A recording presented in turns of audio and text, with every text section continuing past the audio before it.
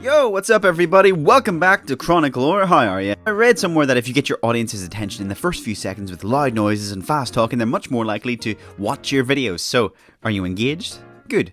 Let's get started. You can see by the images on the screen that are forming that today we will talk about Korra. Of course, meaning Avatar Korra. From, you guessed it, The Legend of Korra. And as with the last few videos, we are using Procreate to create this image. Korra is a bit of a controversial series. I don't think there's many people that hate it, but there are people who I think dislike it disproportionately. I like the original Avatar, The Last Airbender series overall more than The Legend of Korra, but The Legend of Korra has so many merits to it, especially the main character. A lot of the criticism is leveled at the fact that a lot of the side characters are not as developed as some of the characters in the Last Airbender. And yes, I would totally agree with that. Katara, Sokka, Zuko, they all got way more development than the likes of... Oh my god, what do you call them? Well, that, just goes to show Bolin, Mako, Asami, and the rest of the cast. But the one character who did get a lot of development and who the series just tended to focus on was Korra herself. She, I believe, is the most developed character out of anybody in the entire Avatar series. That does include Aang and Zuko, even though they are so developed themselves. Zuko being my favorite character between Avatar The Last Airbender and Korra, and I'm sure he is a lot of people's favorite character. But why don't you comment down below and let me know who your favorite character is.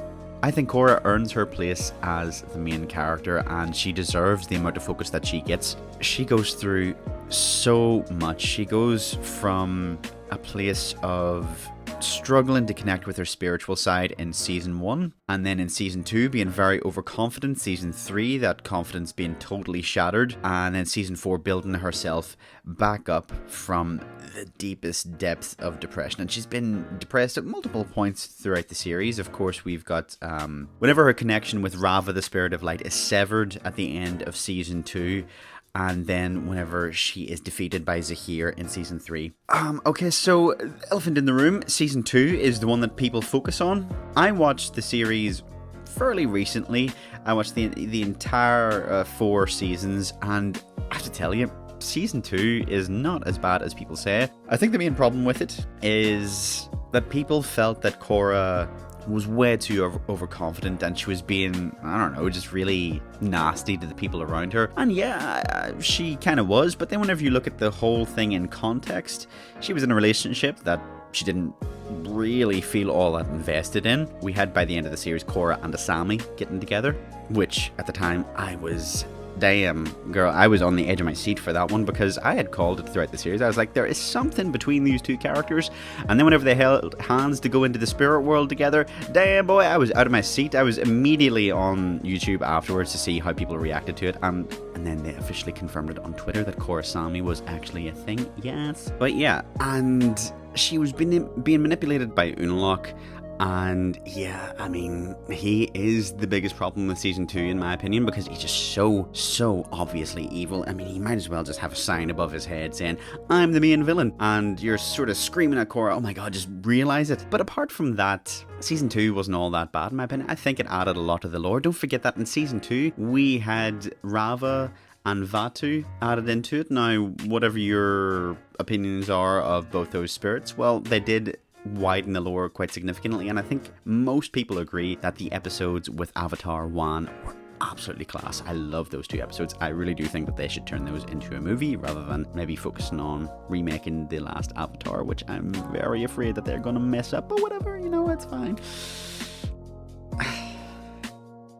And then in season 3, we had the whole exploration of, do we need monarchy? Do we need the Avatar as a symbol with the Red Lotus trying to take her down? This is where I start to have problems with the series. Zahir seems to be one of the fan favorites in terms of the villains for Korra, but I really didn't like him. I didn't think that his philosophy was all that well fleshed out, and I didn't like the voice actor, and also the fact that he was like a master airbender, like straight away. Now I know that Tenzin was giving him a run for his money, and Tenzin was going to defeat him, but at the same time, should he even have been able to hold his own against Tenzin for like 5 seconds, who was a master airbender trained by Aang? I don't know. But then by the end of the series, by season 4, and Korra's journey from her depth of depression to embracing her role as the Avatar, as the great uniter, as her and Kuvira were parallels to each other, found the journey very inspirational. The fact that she was able to pull herself out of that, and we got to go on that journey with her and experience those emotions. I thought that the animators did an amazing job with the series, and I think the voice actors and everybody involved in it did have a lot of passion for it.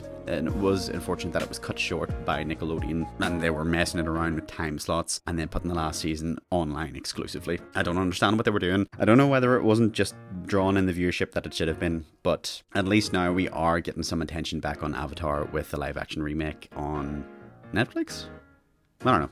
Somewhere. And Korra was certainly an improvement on M. Night Shyamalan's attempt at making a movie in the Avatar realm. I mean, is it even recognizably Avatar?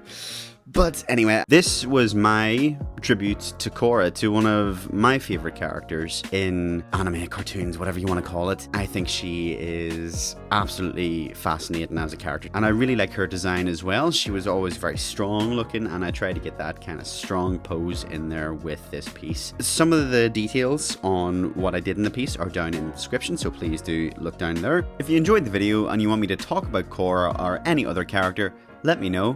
Comment, like, and subscribe so that you can stay up to date. And in the next week or so, I'll be doing a collab with a fellow art YouTuber. We'll be drawing a character from a recent remake of a game that came out years ago. Now, there's 2 remakes that have come out quite recently. I'll let you guess which one it is. Do stick around for that. Stay safe, and see you next time.